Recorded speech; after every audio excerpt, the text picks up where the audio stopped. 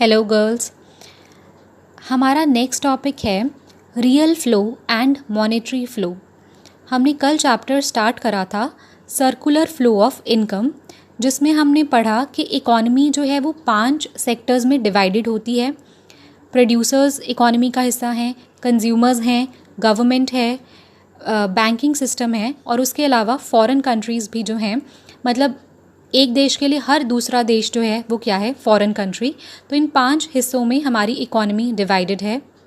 उसके बाद हमने पढ़ा कि सर्कुलर फ्लो ऑफ इनकम होता क्या है। तो इसमें यही था कि जो इकॉनमी में इनकम का जो फ्लो है वो जो है एक नॉन एंडिंग प्रोसेस है और लगातार इनकम एक सेक्टर से दूसरे सेक्टर में कंटिन्यूसली क्या करती है, फ्लो करती है। फिर हमने ये भी पढ़ा कि सारे सेक्टर्स जो हैं दे आर म्यूचुअली इंटरडिपेंडेंट, सब सेक्टर्स एक दूसरे के ऊपर डिपेंडेंट हैं। कल के लेक्चर में 2 डाउट्स मुझे आए थे। एक डाउट तो ये था कि क्या जो हाउस होल्ड सेक्टर है, क्या प्रोड्यूसर्स भी हाउस होल्ड सेक्टर का पार्ट हैं? तो येस, ऑब्वियसली जो प्रोड्यूसर्स हैं वो कंज्यूमर्स भी होते हैं, so they are also a part of consumer sector. और सेकेंड डाउट वॉज कि जो हमने रिलेशनशिप पढ़ा है एग्जाम्पल में, वो सिर्फ हाउस होल्ड सेक्टर और कंज्यूमर सेक्टर में पढ़ा था। तो क्या हाउस होल्ड सेक्टर बाकी सेक्टर्स के साथ रिलेटेड होता है या नहीं होता? तो येस, हाउस होल्ड सेक्टर का बाकी सेक्टर्स के साथ भी रिलेशनशिप है, वो हमने आगे जो है चैप्टर में पढ़ना है। इस पूरे चैप्टर में हमने मेनली यही पढ़ना है कि ये जो 5 सेक्टर्स हैं ये किस तरह से एक दूसरे के ऊपर डिपेंड करते हैं। Now let's start with today's topic. Number 1 है रियल फ्लो। ये क्वेश्चंस स्पेसिफिकली तो 2 मार्क्स में पूछे जा सकते हैं या फिर रियल फ्लो और मॉनेटरी फ्लो का डिफरेंस आपसे पूछा जा सकता है। तो रियल फ्लो क्या होता है? The exchange of goods and services among various sectors of the economy is known as real flow. Meaning समझने से पहले एक छोटी सी चीज़ देखो, जो डिफरेंट सेक्टर्स हैं इनमें किसी ना किसी चीज़ का फ्लो चलता रहता है। गुड्स एंड सर्विसेज एक सेक्टर से दूसरे सेक्टर में जाते हैं। मनी भी जो है उसका फ्लो भी इन सेक्टर्स के बीच में चलता है। मनी भी एक सेक्टर से दूसरे सेक्टर के बीच में फ़्लो करता है। तो सब सेक्टर्स के बीच में गुड्स एंड सर्विसेज का फ़्लो और मनी का फ़्लो जो है वो लगातार चलता रहता है। अब ये जो exchange of goods and services है, इस फ़्लो को हम क्या कहते हैं? Real flow. मैंने आपको बोला कि सारे सेक्टर्स के बीच में गुड्स एंड सर्विसेज का लेन देन जो है वो होता है और इस गुड्स एंड सर्विसेज के लेन देन को हम क्या नाम देते हैं? रियल फ्लो का नाम देते हैं। अब सीधा मॉनेटरी फ्लो का मीनिंग मैं रीड कर रही हूँ। Money is used as a medium for the exchange of goods and services, so whenever there is flow of goods and services, that is real flow from one sector to another sector, it is matched by a corresponding flow of money in the opposite direction. अब उसने यहाँ पे ये बोला है कि जब भी इकोनॉमी में गुड्स एंड सर्विसेज का एक सेक्टर से दूसरे सेक्टर में जाना होता है, फॉर एग्जांपल मान लो कि प्रोड्यूसर सेक्टर ने जो है हाउस होल्ड सेक्टर को गुड्स प्रोवाइड करे, तो अब अगर प्रोड्यूसर सेक्टर ने हाउस होल्ड सेक्टर को गुड्स दिए हैं तो वो फ्री में थोड़ी मिले होंगे। उसके बदले में हाउस होल्ड सेक्टर क्या करेगा? प्रोड्यूसर सेक्टर को क्या देगा? मनी देगा। तो यानी कि जब भी गुड्स एंड सर्विसेज का फ़्लो होता है तो उसके साथ साथ में एकदम मैचिंग अमाउंट का मनी का फ़्लो भी होता है। और ये जो मनी का लेन देन है डिफरेंट सेक्टर्स के बीच में, इसको हम क्या बोलते हैं? मनी फ़्लो बोलते हैं। तो जो सेक्टर्स के बीच में गुड्स एंड सर्विसेज का लेन देन होता है उसको रियल फ्लो का नाम दिया जाता है, और जो डिफरेंट सेक्टर्स में मनी का लेन देन होता है, मनी का जो आना जाना कह लो या फ्लो होता है, उसको हम क्या बोलते हैं? मॉनेटरी फ्लो बोलते हैं। अब इसको विद एग्जाम्पल प्रॉपरली हम रीड कर रहे हैं। अब मैं वापस से ऊपर रियल फ्लो वाला टॉपिक पे आ रही हूँ। रियल फ्लो की एग्जाम्पल दी हुई है। For example, suppose there are 2 sectors in the economy, producer sector and household sector. Household sector purchases goods and services from producer sector to fulfill its needs on one hand. Producer sector receives the services of the factors of production for carrying out production. अब यहाँ पे real flow की example दी है. Example के लिए उसने again यही माना है कि इकोनॉमी में दो सेक्टर्स हैं हमारी. एक तरफ है हाउस होल्ड सेक्टर और दूसरी तरफ है प्रोड्यूसर सेक्टर. तो अब इन दोनों सेक्टर्स में किस तरह के गुड्स का और सर्विसेज का लेन देन होता है. तो एक तरफ तो हमें ये पता है कि जो प्रोड्यूसर सेक्टर है वो हाउस होल्ड सेक्टर को गुड्स एंड सर्विसेज देता है. यानी बहुत सारे गुड्स हैं, बहुत सारी चीज़ें हैं, खाने पीने का सामान है, फर्नीचर है, इलेक्ट्रॉनिक्स का सामान है, कपड़े हैं, बहुत सारी चीज़ें हैं जो house hold sector producer sector से ख़रीदता है. और चीज़ों के साथ साथ हम बहुत सारी सर्विसेज भी लेते हैं.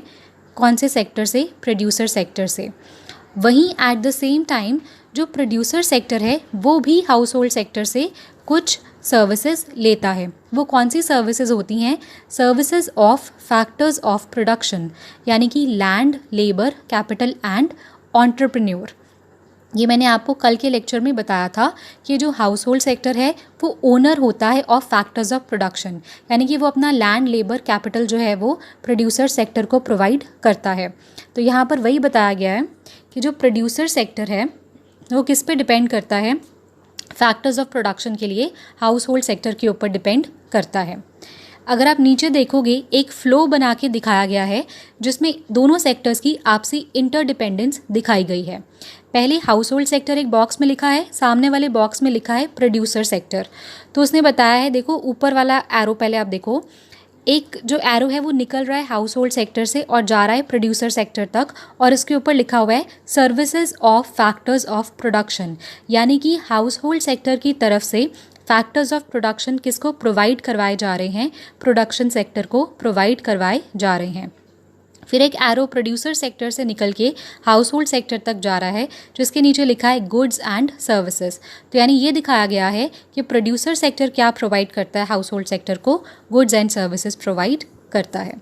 यानी कि एग्जाम्पल क्या शो कर रही है कि इन दोनों सेक्टर्स के बीच में किस तरह का रियल फ्लो होता है, यानी कौन से गुड्स और सर्विसेज का एक्सचेंज होता है.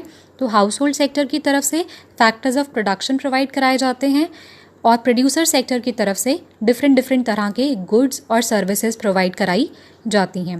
तो ये रियल फ्लो की एक एग्जाम्पल है. ऐसे ही नीचे अब मॉनेटरी फ्लो पे आते हैं. तो मॉनेटरी फ्लो का मीनिंग आपको मैंने क्या बताया कि डिफरेंट सेक्टर्स के बीच में जो मनी का फ्लो होता है उसको हम बोलते हैं मॉनेटरी फ्लो. तो उसको यहाँ नीचे उसने फॉर एग्जाम्पल से मैं रीड कर रही हूँ. Suppose there are two sectors in the economy, producer sector and household sector. In order to fulfill its needs, household sector makes payments to producer sector to purchase goods and services. अब ऊपर हमने पढ़ा है कि house hold sector goods and services खरीदता है. किससे खरीदता है? प्रोड्यूसर सेक्टर से खरीदता है. तो ऑब्वियसली अगर आपने गुड्स और सर्विसेज खरीदे हैं तो वो फ्री में तो नहीं मिले होंगे. तो उसके बदले में हाउस होल्ड सेक्टर क्या करता है? पेमेंट्स करता है प्रोड्यूसर सेक्टर को. This expenditure incurred by producer sector for consumption of goods and services is the monetary flow from household sector to the producer sector. On the other hand, producer sector hires the services of factors of production. Under this type of monetary flow, land gets rent, labor gets wages, capital gets interest and entrepreneur gets profits. Okay, so हमने दूसरी चीज़ पढ़ी थी कि जो producer sector है उसको house hold sector से क्या मिलती हैं? Services of factors of production, land, labour, capital और एंटरप्रेन्योर मिलता है. और इसके बदले में भी प्रोड्यूसर सेक्टर को हाउस होल्ड सेक्टर को क्या प्रोवाइड करना पड़ता है? उनकी पेमेंट्स प्रोवाइड करनी पड़ती हैं. अगर आपने लैंड लिया है किसी का तो उस पर आप रेंट दोगे, लेबर ली है तो वेजेस दोगे, किसी से आपने जो है कैपिटल ली है तो आप उसको इंटरेस्ट दोगे हर महीने उसका, और अगर एंटरप्रेन्योर बिजनेसमैन का आपने जो है सर्विसेज यूज़ करी हैं तो उसको भी आपको प्रॉफिट में हिस्सा देना पड़ेगा. तो यानी कि हाउस होल्ड सेक्टर और प्रोड्यूसर सेक्टर एक दूसरे इनके बीच में मनी का फ्लो भी होता है जो नीचे एक्सप्लेन किया हुआ है. एक तरफ लिखा है हाउस होल्ड सेक्टर, सामने लिखा है प्रोड्यूसर सेक्टर. अब आप देखो ऊपर से एक एरो जो है वो प्रोड्यूसर सेक्टर की तरफ से होता हुआ हाउस होल्ड सेक्टर की तरफ आ रहा है और इसके ऊपर लिखा है payments to the factors of production, यानी कि प्रोड्यूसर सेक्टर जो है वो पेमेंट्स करता है रेंट, वेजेस, इंटरेस्ट और प्रॉफिट की फॉर्म में। और नीचे एक एरो जो है वो निकल के हाउस होल्ड सेक्टर से प्रोड्यूसर सेक्टर की तरफ जा रहा है, जिसके नीचे लिखा है expenditure incurred on the consumption of goods and services, यानी कि वो खर्चा जो कि हाउस होल्ड सेक्टर कर रहा है किसके बदले में, गुड्स एंड सर्विसेज के इस्तेमाल के बदले में।